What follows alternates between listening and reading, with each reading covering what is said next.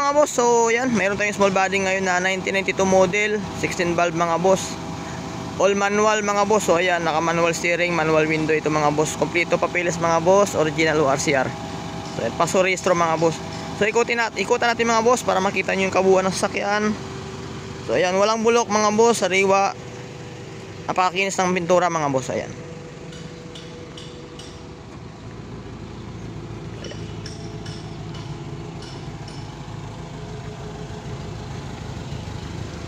Unat na unat pa mga boss, sariwa pa. Ayan. Ayan. Tingnan natin yung loob.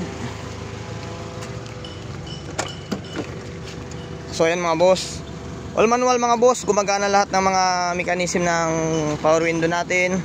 So yung upuan natin mga boss, naka leather seat cover na mga boss hanggang sa likod. So ayan, pati sa likod.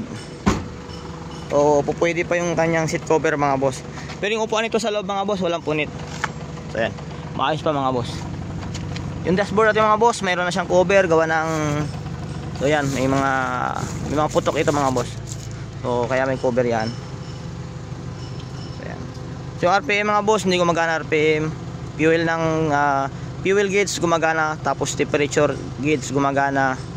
Indicator light ng langis sa battery gumagana mga boss. So yung radio mga boss hindi gumagana. So yun lang. Manual transmission, 5 speed mga boss.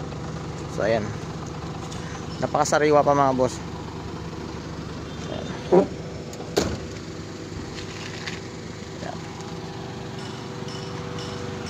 Walang kalampag mga boss. Maayos mga boss, running condition. Pwede sa long drive, hindi nag-overheat mga boss. Ayan. Hindi rin low by makina natin. So, ayan. So ang presyo ko nito mga boss ay 50k mga boss. So ayan, 50k mo, may small body ka na mga boss, bagong hilamos pa, napakakintab, running condition, malamig aircon.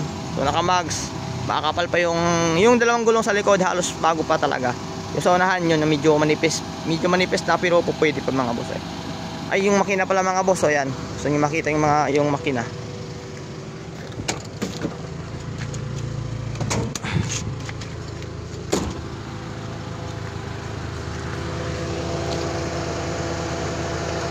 So ayan, so ito yung makina natin mga boss, 16 valve. Ayan, bagong linis yung carb mga boss. Preno maayos. Yung battery natin mga boss, makapal pa. Ay, makapal pa, malakas pa. Ayan. So ayan, radiator natin maayos naman. Okay mga boss, ayan, PM lang mga boss.